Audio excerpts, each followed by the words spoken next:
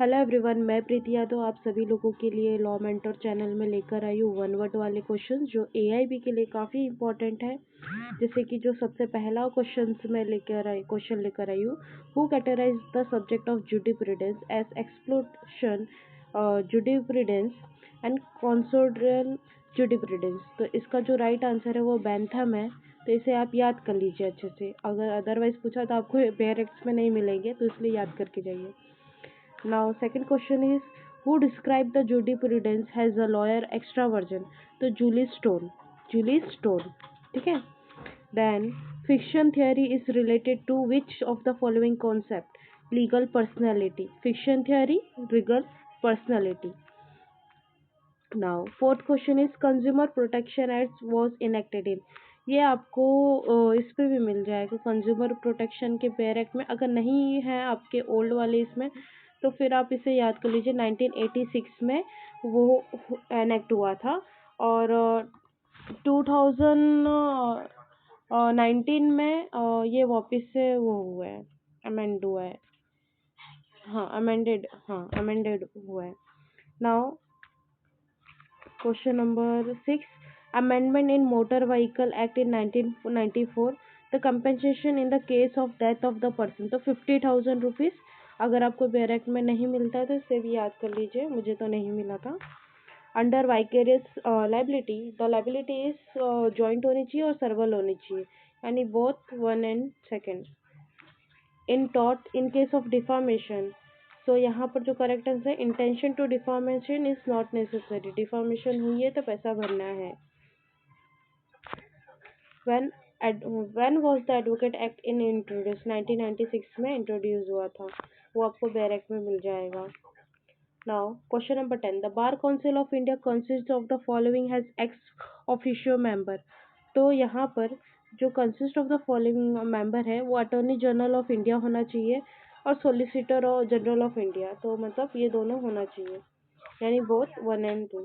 Indian Bar Community was constituted in first time in under the chairman of Sir Awarded Chairman in the year 1923। One word में याद कर सकते हो, 1923 में sorry sir awarded हुआ था चेयरमैन के लिए। Now power of disciplinary community under the advocate act is provided under section 42 में। सेक्शन 42 बेयर एक्ट रहेगा तो ठीक है, मेरे पास फिलहाल अवेलेबल नहीं है इसलिए मैंने लिख के रखा है। The Indian council of arbitration was establish in 1996 में हुआ था, ये आपको बेयर एक्ट से इजीली मिल जाएगा। नाउ लेक्स आर्बिट्री मीन्स, इसका हम बाद में आंसर देख लेंगे क्या है। In India the arbitration and conciliation act was enacted इन 1996 में हुआ था, ये भी आपको बेयर एक्ट में मिल जाएंगे। Now, under the Hindu Adoption and Maintenance Act 1956, a female Hindu has the capacity to take a son or daughter in adoption। कब हो सकता है? When she is not married, जब वो married नहीं है तो वो उसे adopt कर सकती है।